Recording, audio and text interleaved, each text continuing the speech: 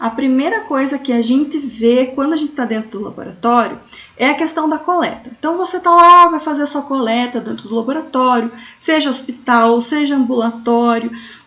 Primeira coisa que você pensa é, tem coagulograma, TAP, ou KPTT, ou coagulograma completo. Qual é o tubo que eu vou fazer essa coleta? A coleta para os exames de coagulação é sempre o tubo de coleta em citrato de sódio a 3,2%. É esse da imagem que vocês estão vendo aí, da tampinha azul clara, tá? Então, esse tubo da tampinha azul clara é o tubo universalmente conhecido utilizado para fazer os exames de coagulação. E ele tem o anticoagulante citrato de sódio. Pessoal que faz coleta, esse tubo tem que ser muito bem homogeneizado, porque o anticoagulante citrato de sódio ele é líquido e aí ele precisa entrar em contato com todo o sangue para fazer uma anticoagulação correta, uma anticoagulação completa.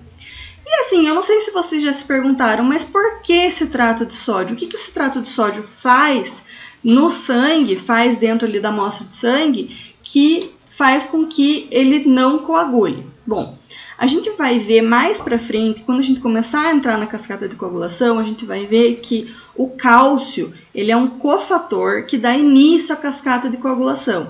Então, ele como cofator, ele entra junto com os fatores de coagulação para iniciar essa cascata, para dar início à coagulação do nosso sangue.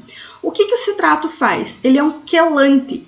O que é um quelante? Ele faz uma ligação com esse cálcio que está no nosso soro, que está no nosso plasma. E ele faz essa quelação reversível. É diferente do EDTA. O EDTA também faz essa quelação, só que a quelação do EDTA é irreversível. Eu não consigo pegar aquele plasma do EDTA e reverter a cascata de coagulação. No caso do citrato de sódio, é uma quelação reversível. Tanto que todos os testes que são utilizados, o TAP e o KPTT, que a gente vai conversar mais para o final dessa aula, eles são feitos de uma maneira que a gente vai fazer a recalcificação do plasma.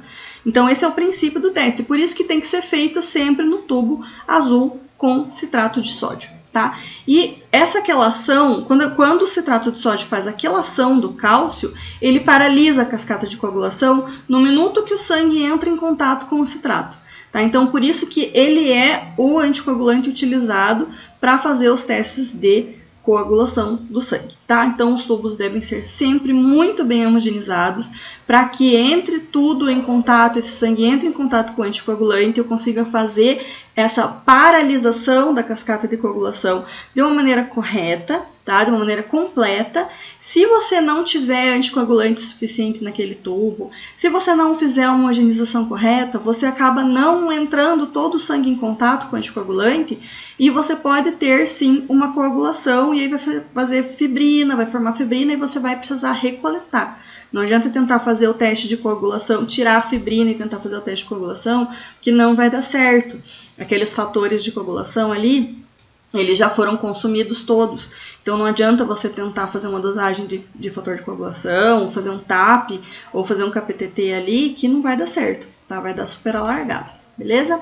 E a centrifugação desses tubos? Centrifugação tem que ser rápida, então coloca na centrífuga de 3.200 a 4.000 RPM, tá? Pelo menos no mínimo 3.200, então tem que ser uma centrifugação rápida. Não adianta você tentar colocar numa centrífuga mais lenta. Por quê? Porque ele tem que fazer essa centrifugação muito bem feita para que todo o plasma fique na parte de cima e as plaquetas, especialmente as plaquetas, fiquem bem abaixo. Por quê? Porque existem grânulos nessas plaquetas, existem fatores de coagulação nas plaquetas, existe lá o fator de von Willebrand, e tudo isso vai dar início à cascata de coagulação também. Então, assim, pode interferir nos exames se você fizer uma centrifugação que não é tão rápida, que não é rápida o suficiente, tá? E o tempo dessa centrifugação? O tempo dessa centrifugação é pelo menos, vamos voltar aqui um pouquinho, pelo menos 15 minutos. Tá? Esse é o tempo correto da coagulação. Se você não tem tempo suficiente, 10, 12 minutos. Se você trabalha num hospital que atende pronto-socorro, ou que atende pronto atendimento, ou que atende centro cirúrgico, e os pacientes precisam do exame, precisam do TAP, do KPTT com certa urgência, 10 minutos de centrifugação muito rápida, 4.000 RPM, 4.400 RPM, você ainda consegue fazer um teste de coagulação bem feito, tá? 6 minutos de centrifugação, não. 8 minutos de centrifugação, não. No mínimo 10, mas o ideal, padrão, para coagulação é uma centrifugação de 15 minutos, beleza? Bom, a gente chama de hemostasia todo o processo de coagulação.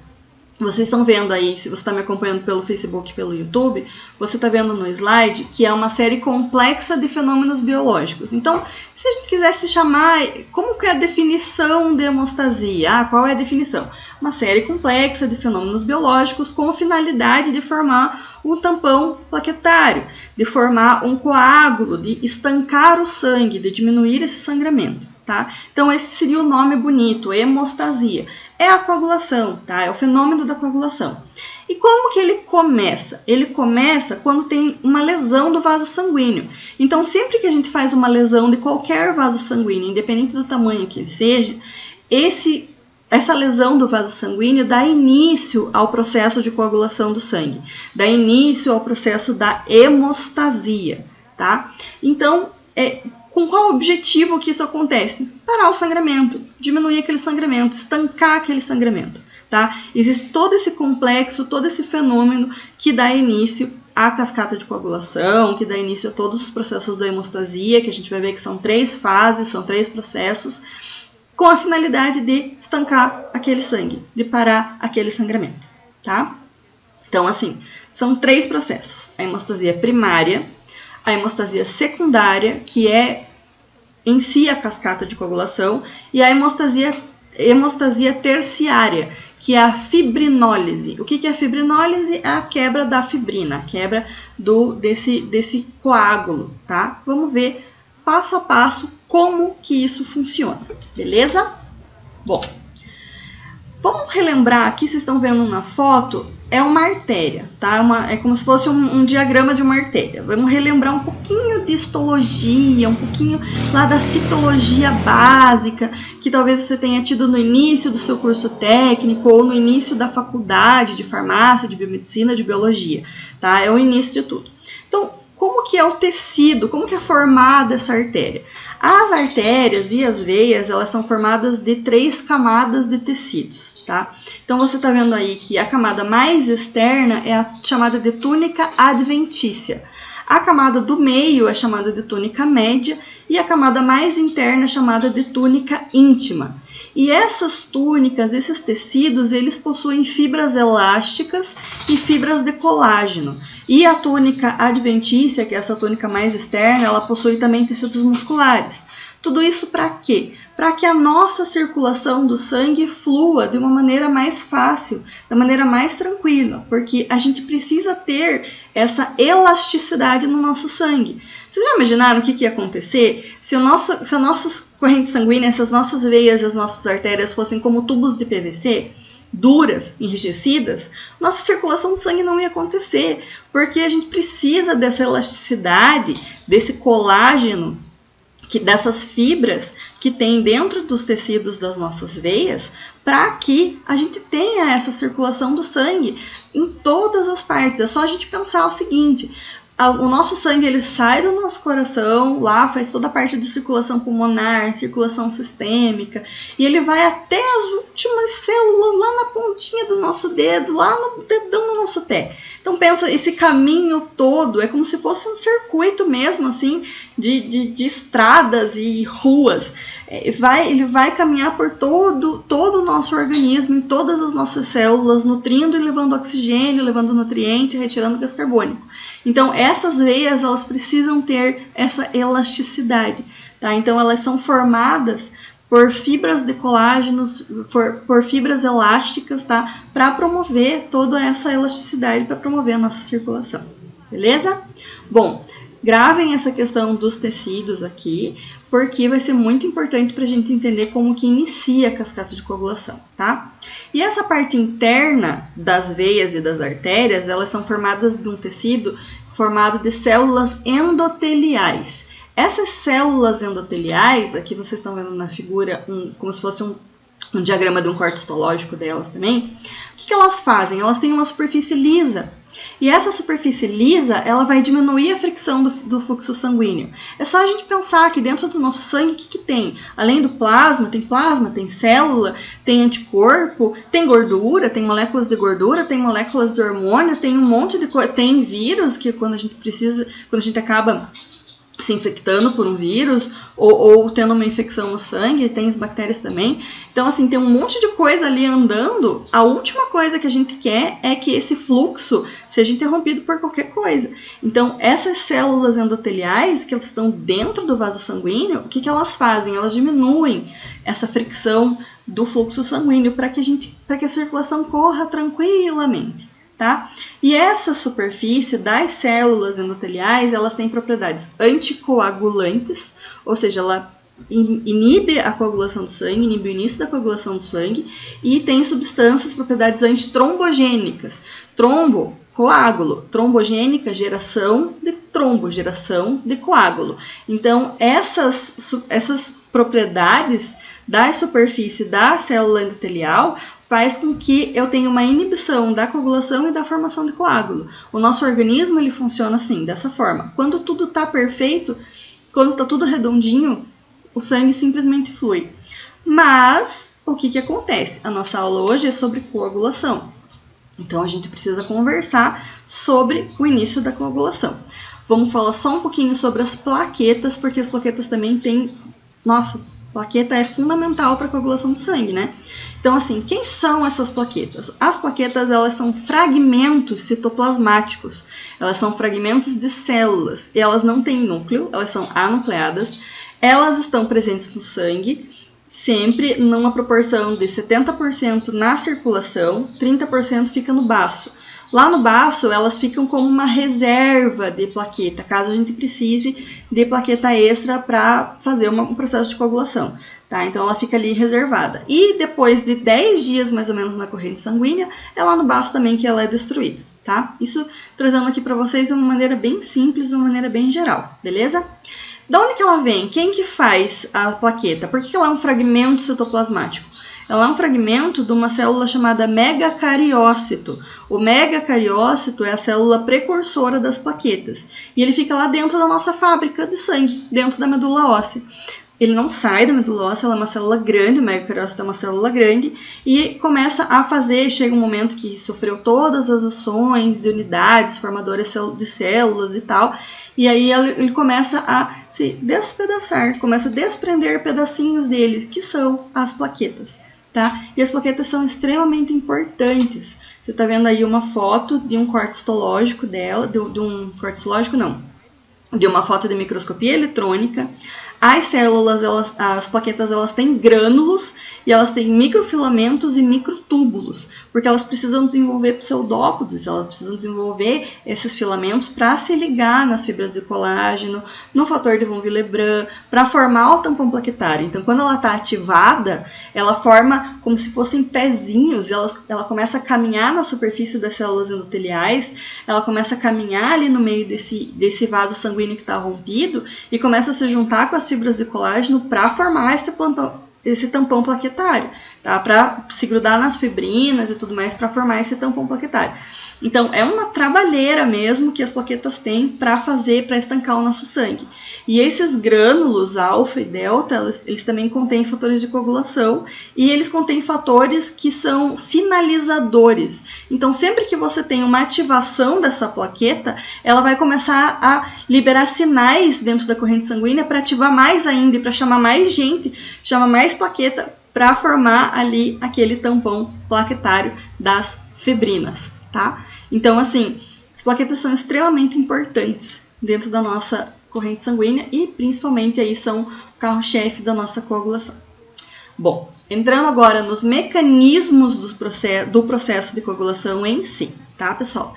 Então, a gente já viu, ela se divide em hemostasia primária, secundária e terciária, e a gente vai ver cada uma delas aqui nessa aula. Meninas que estão me vendo aqui pelo Instagram, lá no Facebook, lá no YouTube, tá a aula completa com todos os slides, mas podem seguir por aqui, tá tranquilo também, beleza?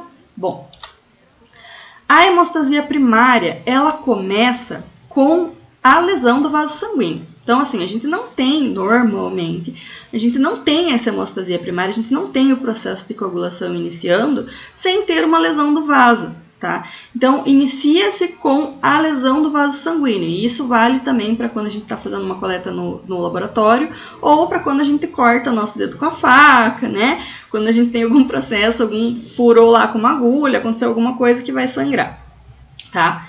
Primeira coisa que vai acontecer vai ser vasoconstrição na lesão. Vasoconstrição local ali para reduzir o fluxo sanguíneo. Então, o nosso organismo ele já está preparado para isso. Então, assim, ele já entende. Opa, tá saindo sangue aqui, aconteceu uma lesão. O que eu vou fazer? Eu vou fazer uma vasoconstrição. Nós, dentro do laboratório, quando a gente vai fazer uma coleta, por exemplo, quando a gente se corta em casa, aconteceu alguma coisa, qual que é a primeira reação que a gente tem? Ui, segura o dedo ali para tentar estancar aquele sangue. Perfeito, a gente vai fazer isso para ajudar o nosso organismo, para ajudar o nosso corpo a dar início na cascata de coagulação, certo? Ou o paciente lá, segura lá e espera parar de sangrar, tá? Mas o organismo, ele faz isso já sozinho. Claro que a gente precisa dar uma ajuda para ele, né? Segura lá para reduzir o fluxo do sangue naquele local, para diminuir a quantidade de sangue que vai sair dali, tá? O que acontece? Quando eu tenho rompimento do vaso sanguíneo, eu tenho aquelas túnicas todas liberadas, todas livres. E aquilo ali eu falei para vocês que tem fibras de colágeno. Essas fibras de colágeno, as plaquetas, quando elas são ativadas, elas vão para essas fibras de colágeno e elas se ligam ali nesse tecido conjuntivo, que é o tecido formador das veias e das artérias. Então, esse tecido conjuntivo cheio de colágeno vai atrair essas plaquetas, as plaquetas vão se ligar às fibras de colágeno e esse processo se chama adesão. Então, plaqueta com fibra, adesão, tá? E aí depois, cada plaqueta com a sua fibra vai se grudar com a outra plaqueta com a sua fibra. Então, digamos assim, ó, aqui é uma plaqueta, uma fibra de colágeno, aqui é outra plaqueta, uma fibra de colágeno. Elas se ligam também. E esse processo se chama processo de agregação. Então, plaqueta com fibra de colágeno, adesão. Plaqueta já com a sua fibra, com plaqueta já com a sua fibra, agregação. Beleza? E esse processo de adesão e agregação, eu falei para vocês que ele é amplificado. As plaquetas elas começam a chamar mais plaquetas por um processo chamado de amplificação, porque existe a liberação de substâncias intraplaquetárias. Ou seja, esses grânulos das plaquetas são chamados de intraplaquetários e tem essa liberação. Essa liberação é como se fosse um sinalzinho. Em plaquetas, venham aqui, vamos ajudar porque está faltando gente aqui, tá precisando, temos que estancar esse sangue. Então, existe uma amplificação desse sinal e as plaquetas começam a se chamar, tá? A adesão plaquetária é promovida por um fator chamado fator de von Willebrand, tá? Esse fator vai ser importantíssimo aqui na nossa cascata de coagulação, quando a gente entrar. E existe uma doença chamada doença de von Willebrand, que é quando esse fator ou está ausente ou ele não funciona direito.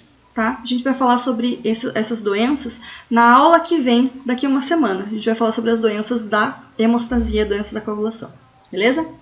Bom, desse processo todo de adesão e agregação, a gente tem a formação do tampão hemostático.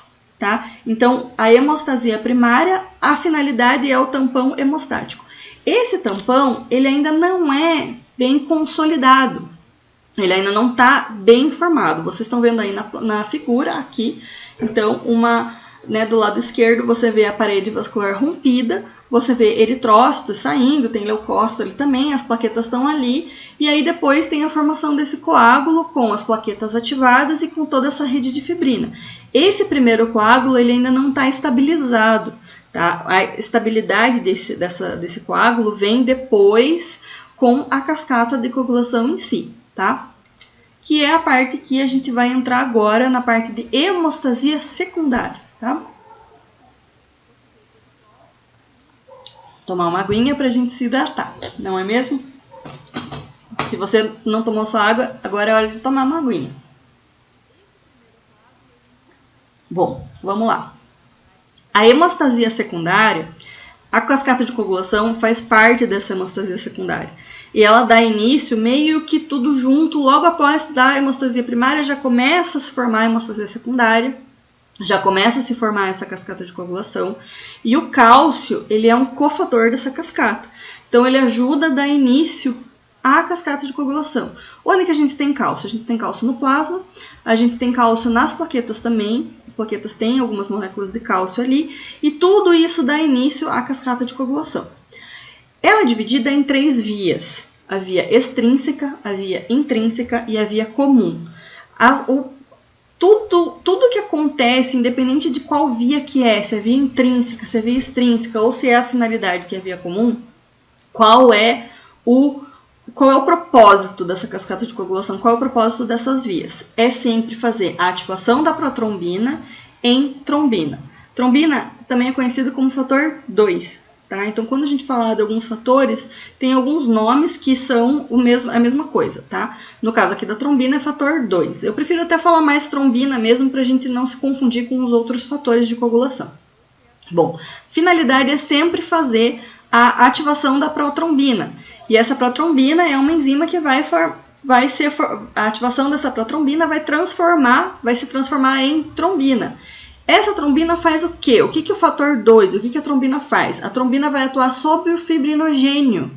E o fibrinogênio é quem vai fazer a estabilização dessa cascata de coagulação. É quem vai fazer a estabilização do coágulo, é quem vai formar a rede de fibrina. Então, essa formação da rede de fibrina vem com o fibrinogênio depois que a protrombina já se transformou em trombina. A trombina que vai atuar em cima do fibrinogênio. E aí eu tenho a estabilização disso e eu tenho a formação de um coágulo sólido. Então, é a hora que a gente tem essa formação desse coágulo sólido. É quando a gente tem a estabilização pelo fator 13, tá? O fibrinogênio também é conhecido como fator 1. A gente já vai ver mais ou menos cada um deles. A hemostasia terciária, depois que a gente tem a estabilização desse coágulo, o que acontece na hemostasia terciária? Eu preciso ter uma quebra desse coágulo. Esse coágulo ele não pode ficar ali o tempo inteiro. Ele tem que sair dali. Então, existe um sistema chamado sistema fibrinolítico. Lise, quebra. Fibrina, quebra da fibrina. Então, o sistema fibrinolítico faz o quê? Faz a quebra dessa fibrina. Como que ela faz essa quebra dessa fibrina? Através do plasminogênio. O plasminogênio é transformado, é ativado em plasmina, e a plasmina é uma enzima que vai fazer a degradação dessa fibrina. Essa degradação dessa fibrina, da fibrina do coágulo, vai gerar os PDFs, que são o quê? Produtos de degradação da fibrina. Um exemplo muito claro de produto de degradação da fibrina, que é muito falado no último ano, é o dímero D. Dímero D, D-dímero, depende do lugar onde você trabalhar, é a mesma coisa. O D-dímero, ele é um produto de degradação da fibrina. E ele tem sido muito utilizado, ele está se transformando, o exame do dímero D está muito utilizado agora na pandemia por causa do coronavírus. O que o SARS-CoV-2, o que o coronavírus faz? Ele faz um aumento dessa cascata de coagulação. Esse aumento de cascata de coagulação vai fazer, e é uma coisa assim desenfreada, a gente não tem um controle sobre isso. Existem estudos ainda que estão tentando entender como que funciona esse boom de cascata de coagulação que tem. E aí, esse monte de cascata de coagulação vai gerar como resultado dímero D, que é um produto de degradação da fibrina.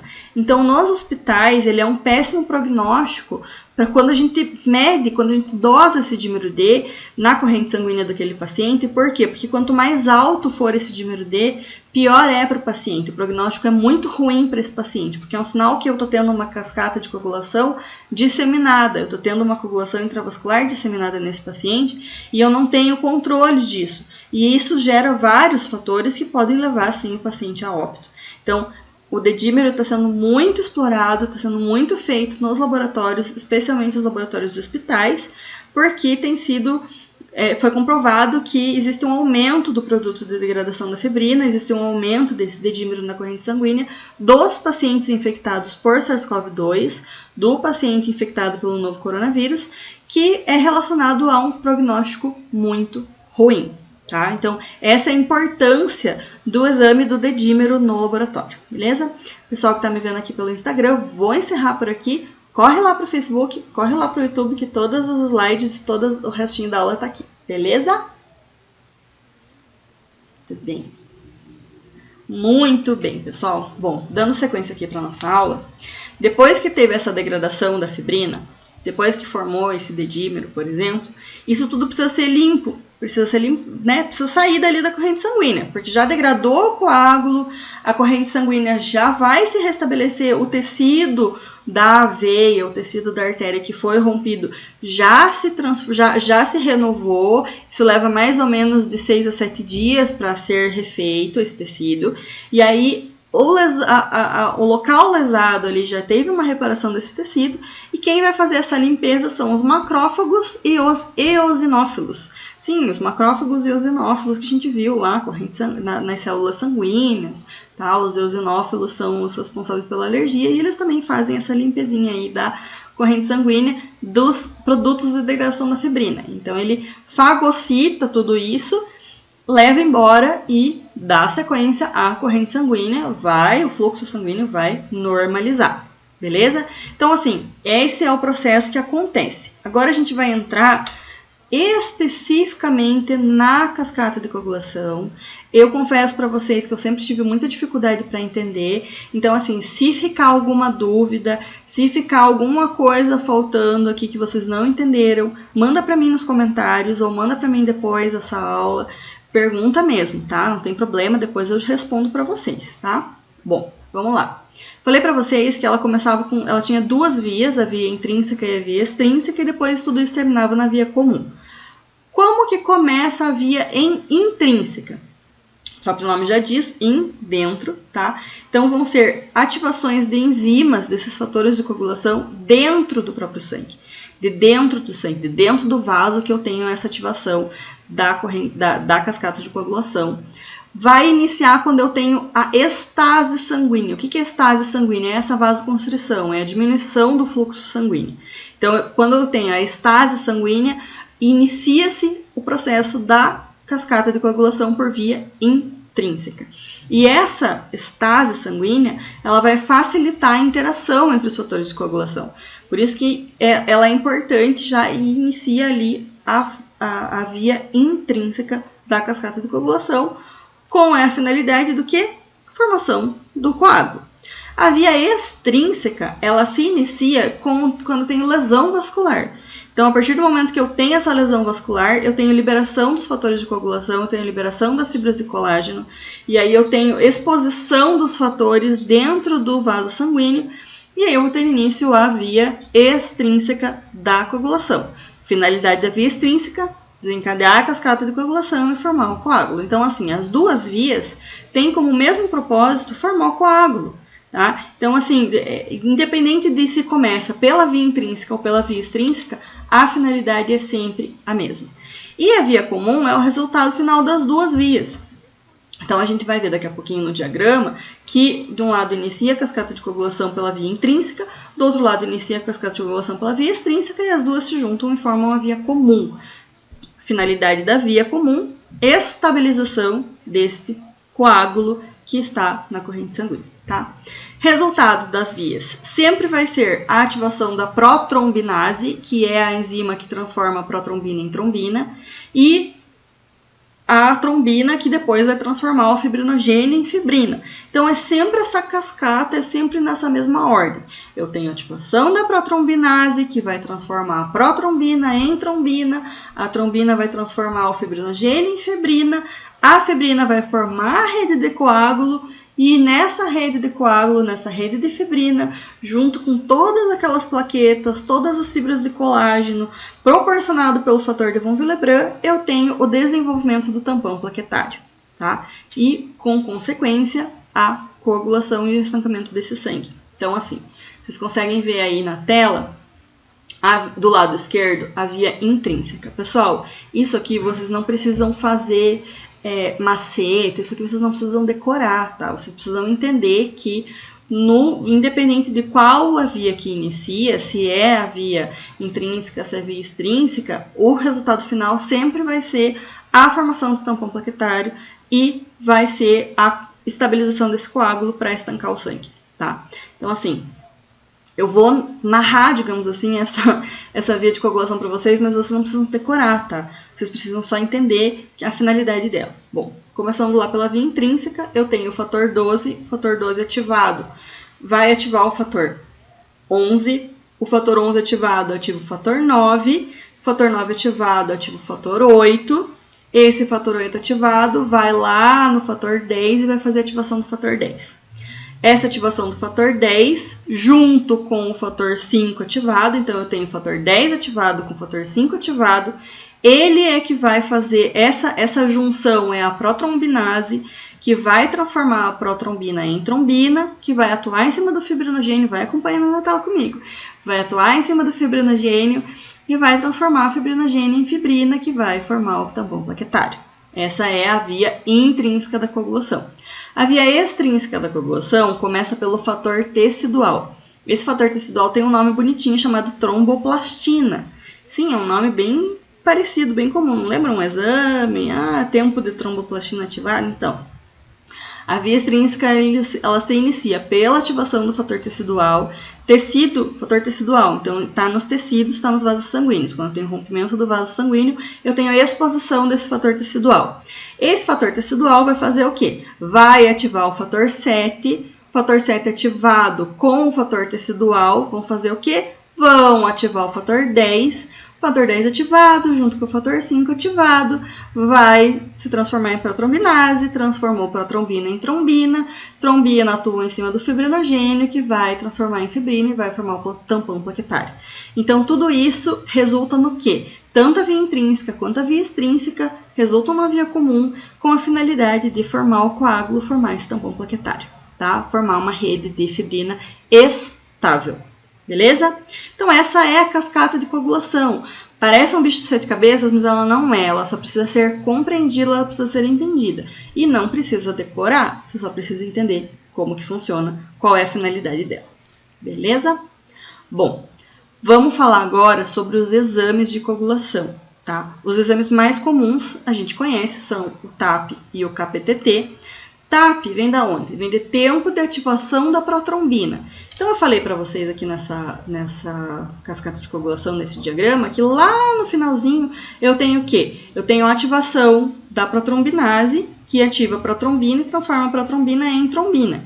Então, esse tempo, o TAP, é o tempo que vai demorar para acontecer essa ativação da protrombina. Tá? Tempo de ativação da protrombina. Então, ele vai avaliar a via extrínseca e a via comum da coagulação. Então, ele vai avaliar quais fatores? 2, 5, 7, 10 e o fibrinogênio, que é o fator 1. Tá? Como que a gente faz isso? Lembra que eu falei para vocês que quando a gente coleta o sangue no tubo de extrato de sódio, a gente descalcifica esse plasma, certo? Centrifuga e descalcifica. Tira o cálcio de lá, quela o cálcio, para não dar início à cascata de coagulação. Então, o que a gente vai fazer? A gente vai colocar fator tecidual nesse plasma descalcificado para reiniciar a cascata de coagulação. Esse fator tecidual é chamado de tromboplastina. Então, quando vocês estiverem trabalhando no laboratório, que vocês forem colocar, inserir essa tromboplastina, inserir o reagente do TAP no plasma, que é assim que a gente faz a reação, a gente junta o plasma com a tromboplastina, essa tromboplastina é fator tecidual. Então, ali a gente vai ter o início da cascata de coagulação pela via extrínseca, vai fazer a avaliação dessa via extrínseca. E como que a gente sabe o que está acontecendo, quando que está largado esse tempo, quando que está aumentado esse tempo? Quando eu tenho deficiência do fibrinogênio, que é o fator 1, e deficiência dos fatores de coagulação da via extrínseca. Então, eu tenho deficiência de fator 2, 5, 7 e 10. Tá? Que são os fatores de coagulação da via extrínseca. Então, quando a gente faz o teste, a gente inicia essa cascata de coagulação com o fator tecidual, com a tromboplastina. Quando mais que está alargado? Quando os pacientes fazem uso de anticoagulante oral. Então, vocês têm aí o Marevan, o Marcomar, a Varfarina, o Varfarin, que são todos medicamentos anticoagulantes, são todos medicamentos que inibem alguns desses fatores, tá? Para não dar início a essa cascata de coagulação. Doenças hepáticas, doenças do fígado, então, pessoal que tem cirrose, pessoal que tem hepatopatias, tem tumores no fígado, pessoal que faz uso crônico de álcool, então pessoas alcoólatras também têm doenças hepáticas, também têm problema de fígado, e aí tem uma diminuição, uma deficiência desses fatores de coagulação também, tá? Porque o fígado é quem produz esses fatores de coagulação. E pacientes que têm deficiência de vitamina K. O que a vitamina K tem a ver com os fatores de coagulação? Pessoal, os fatores de coagulação, eles são dependentes de vitamina K. Então, quando eu tenho baixa vitamina K no meu organismo, eu tenho baixa produção desses fatores de coagulação. Então, no caso aqui da via extrínseca, os fatores 2, 7 e 10 são dependentes de vitamina K, tá? Uma curiosidade para vocês, nenenzinhos recém-nascidos, eles tendem a fazer bastante distúrbio de coagulação. Então, esses nenenzinhos, quando eles ficam lá na UTI neonatal dos hospitais, eles recebem vitamina K para promover a fabricação, digamos assim, para promover a formação desses fatores de coagulação e evitar que eles tenham algum distúrbio de coagulação. Beleza? Então, esse é o TAP. Uma coisa muito interessante da gente falar sobre o TAP, a gente precisa falar sobre o TAP, é como que a gente faz o cálculo dele, porque talvez vocês conheçam por dosagem do RNI ou do INR, ou o médico quer saber quanto que está o INR desse paciente. O que é o INR ou o RNI? RNI é uma relação chamada relação normatizada internacional, ou relação internacional normatizada, ou relação normal internacional. Depende muito do autor que vai trazer para vocês. E essa relação, ela é calculada como? Ela é calculada em cima de um índice, chamado Índice Internacional de Sensibilidade. O que aconteceu? Quando os cientistas começaram a produzir esses testes de coagulação, e eles inventaram, digamos assim, o TAP, o tempo de ativação da protrombina, eles viram que cada lugar tinha um reagente diferente, e cada reagente dava segundos diferentes. Então, o que eles fizeram? Eles fizeram uma padronização. Essa padronização é internacional. O EASY, ou IIS, muitos lugares chamam de EASY ou chamam de IIS mesmo, ele é internacional, ele é uma padronização para que todos os laboratórios tenham essa mesma liberação do resultado do TAP como padrão, tá? Então, assim, normal, é super comum se você estiver trabalhando, amanhã você chega para trabalhar, ou nesse momento se você estiver de plantão, pega lá a caixinha do seu reagente de coagulação, procura o EASY.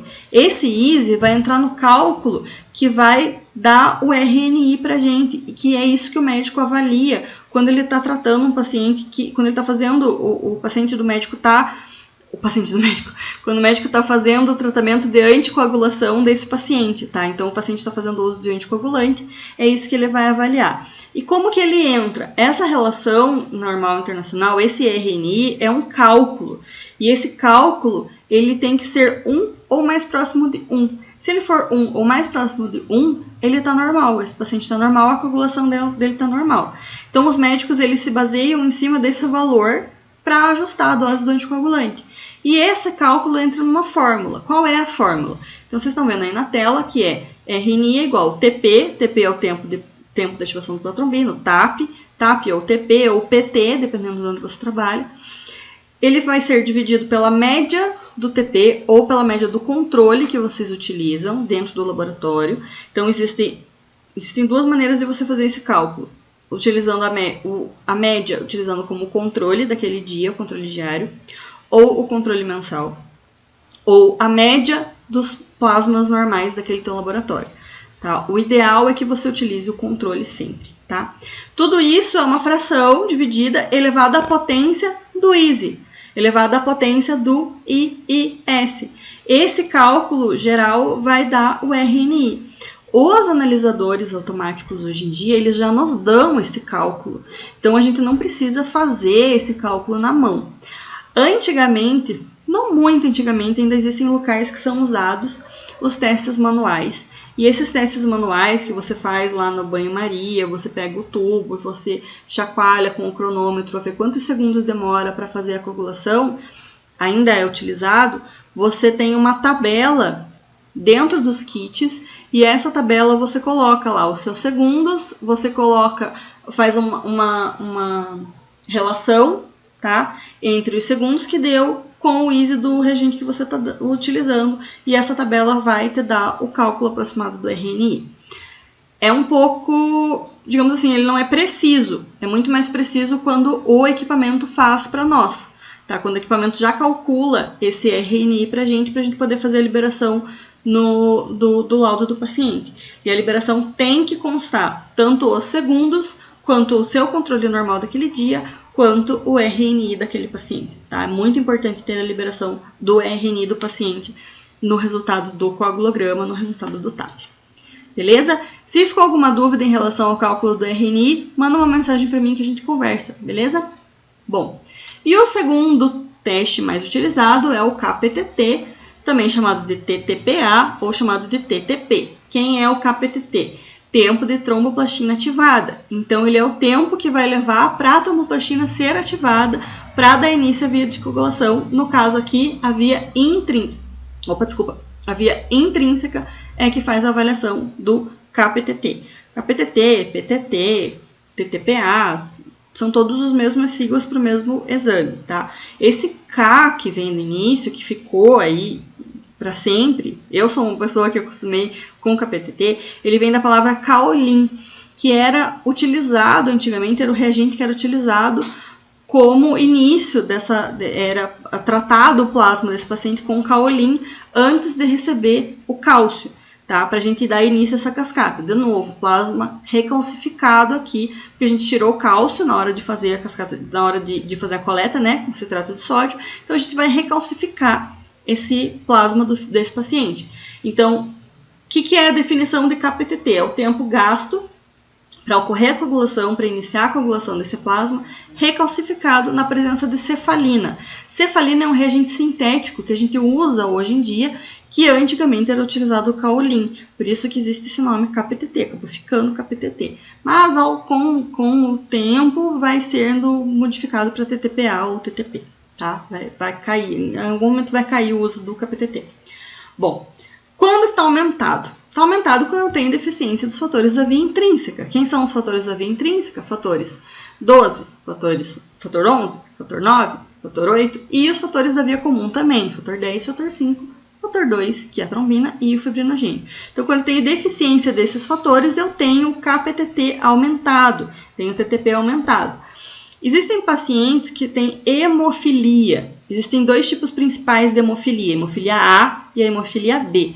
A hemofilia A é a deficiência do fator 8 da coagulação. A hemofilia B é a deficiência do fator 9 da coagulação. Então, quando esses pacientes têm as doenças hemofílicas, os pacientes hemofílicos, eles têm deficiência desses fatores. E a deficiência desses fatores vai alterar o KPTT desses pacientes, vai fazer a alteração da via intrínseca da coagulação. O KPTT vai dar alargado, que a gente chama alargado aumentado. Tá? De novo, doenças hepáticas também vão fazer alteração da cascata de coagulação na via intrínseca, também vão fazer alteração do KPTT. Tá? O uso de anticoagulantes injetáveis, como é o caso da heparina, que é utilizado em hospitais, em ambientes hospitalares, especialmente as heparinas de alto peso molecular, que são aquelas heparinas injetáveis endovenosas, tá? Promovem esse alargamento do KPTT. Então, paciente que vai fazer, por exemplo, cirurgia cardíaca.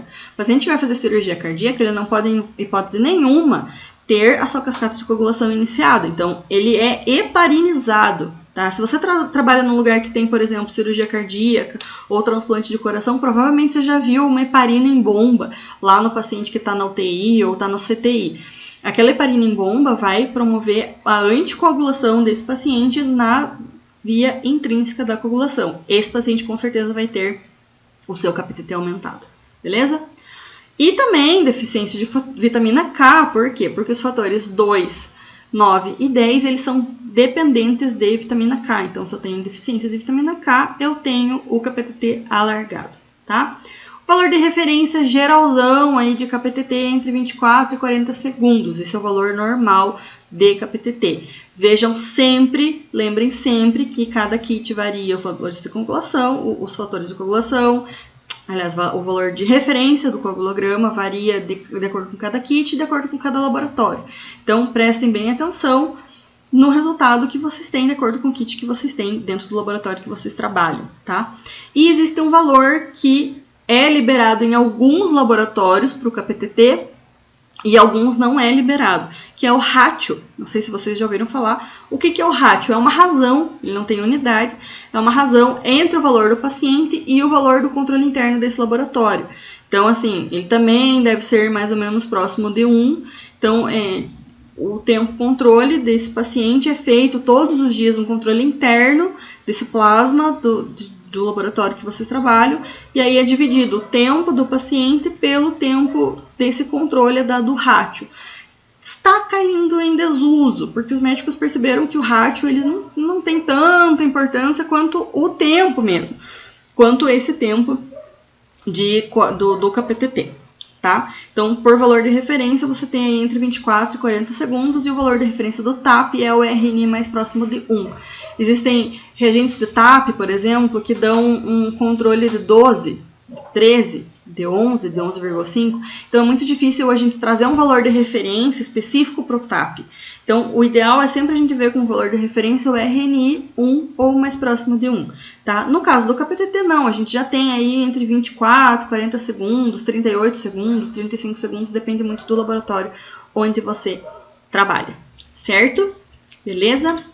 Bom, trouxe aqui uma foto para vocês de vários analisadores, tá? Tanto automáticos quanto semiautomáticos. Vou dizer para vocês, já trabalhei com todos esses, tá? Eles têm desde 100% automatizado, como esses dois aqui que vocês estão olhando mais do lado esquerdo. Você coloca o tubo lá, ele caminha sozinho para dentro do equipamento e ele faz toda essa reação do TAP do KPTT, de recalcificar o plasma, contar os segundos, ele faz tudo isso sozinho.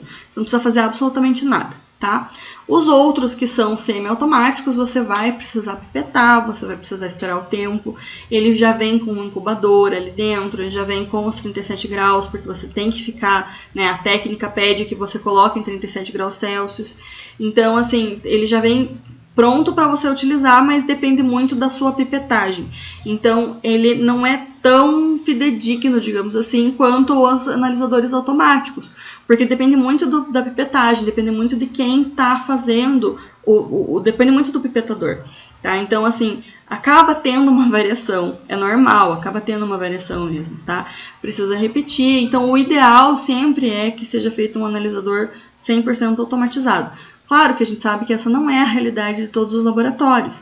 A gente sabe que tem muito laboratório que nem tem verba suficiente para comprar um semi-automatizado ou para fazer a alocação de um equipamento semi-automatizado e acaba utilizando o bom e velho tubinho com banho-maria. Dá certo. Dá certo com prática, com bastante prática, você consegue fazer a visualização do coágulo ali. Mas não é o ideal. O ideal é sempre utilizar um equipamento semi-automatizado ou, né, os automatizados que fazem tudo para nós.